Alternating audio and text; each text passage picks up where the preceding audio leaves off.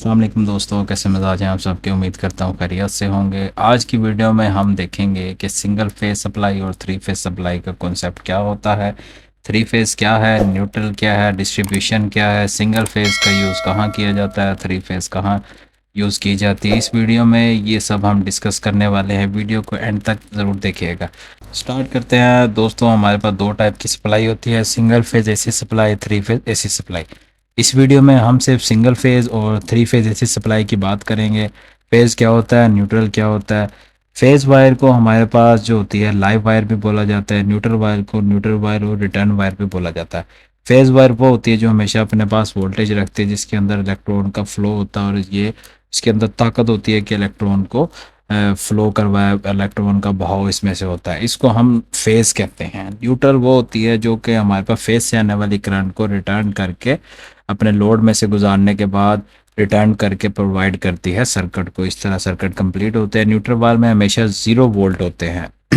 अगर गलती से इसको छू भी लें तो इलेक्ट्रिक शॉक नहीं लगता। अगर गलती से फेज वायर को हाथ लग जाए तो इससे हमें इलेक्ट्रिक शॉक ज़रूर लगता है, क्योंकि इसमें वोल्टेज का भाव होता है, इसके अंदर वोल्टेज प्रेजेंट होते हैं। इसमें हम सिंगल फेज के इसमें बात कर लेते हैं। हमारे पास 220 से 230 वोल्ट होते हैं और न्यूट्रल वायर में हमारे पास 0 वोल्ट होते हैं। किसी भी लोड को चलाने के लिए हमारे पास एक पॉजिटिव वायर होती है और एक न्यूट्रल वायर होती है। इसमें हमारे पास अर्थिंग हमारी मर्जी होती है अगर हम ज्वाइंट करें, क्योंकि अर्थिंग हमारे पास हमेशा सेफ्टी पर्पज़ के लिए इस्तेमाल की जाती है। सिंगल फेज़ के केस में हमारे पास फेज़ में से करंट होती हुई लोड, यानी यहाँ पे हमारे पास एक बल्ब है, इसमें से गुजरती है। उसके बाद जो हमारे पास न्यूट्रल वायर से वापस हमारे पास सर्किट में आ जाती है। और इसमें जो अर्थिंग अगर हम इस्तेमाल करें वो हमारी मर्ज़ी होती है। अर्थिंग हमेशा सेफ्टी पर्पज़ के लिए यूज़ की जाती है। अगर कोई फॉल्ट आता है तो करंट अर्थिंग से होता हुआ ग्राउंड हो जाता है। सिंगल फेज सिस्टम को टू वायर सिस्टम भी बोला जाता है। ये सिस्टम हमारे घरों में इस्तेमाल किया जाता है।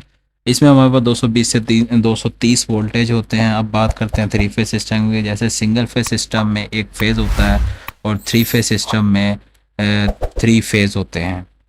जैसे आप देख सकते हैं, एक रेड, येलो और ब्लू, हमारे पास ये तीनों एक फेज़ है। इस सिस्टम को three phase three wire system कहा जाता है। अब हम बात कर लेते हैं कि हमारे पास जो three phase four wire system होता है, इसके अंदर हमारे पास 3 फेज़ होते हैं और हमारे पास एक न्यूट्रल वायर का इस्तेमाल किया जाता है। इस डायग्राम की वजह से मैं आपको बताऊंगा कि हमारे पास ये दोनों यानी three phase three wire system और three phase four wire system कहाँ इस्तेमाल किया जाता है। ये मैंने एक डिस्ट्रीब्यूशन सिस्टम की डायग्राम जो बनाई है। इसमें हमारे पास 3 फेज़ हैं। हमारे पास इसके साथ जो ट्रांसफार्मर इस्तेमाल करेंगे, स्टेप डाउन ट्रांसफार्मर होगा। हमारे पाच जो इसमें एचटी लाइन जो नज़र आ रही है आपको, वो हमारे पास 3 फेज़ थ्री वायर सिस्टम है। वहाँ से हमारे पास तीनों फेज़ आते हैं। इसमें न्यूट्रल नहीं होती, इसको एचटी लाइन कहा जाता है। इसको ट्रांसफार्मर से कनेक्ट करते हैं हम लोग, जो कि स्टेप डाउन ट्रांसफार्मर है, जो कि वोल्टेज को स्टेप डाउन करके आगे हमारे पास 11 केवी को 440 में कन्वर्ट करता है, जो कि स्टार कनेक्शन होता है। हमारे पास एचटी लाइन की साइड पे जो कनेक्शन है वो डेल्टा कनेक्शन होता है और हमारी एचटी साइड पे जो होता है वो स्टार कनेक्शन कहलाता है। जैसे कि हमें पता है स्टार में न्यूट्रल वायर हमें मिलता है। तो इस तरह हमारे पास जो आउटपुट सप्लाई हमें मिलेगी एलटी साइड पर, वो स्टार में होगी। 3 फेज़ 4 वायर सिस्टम होगा।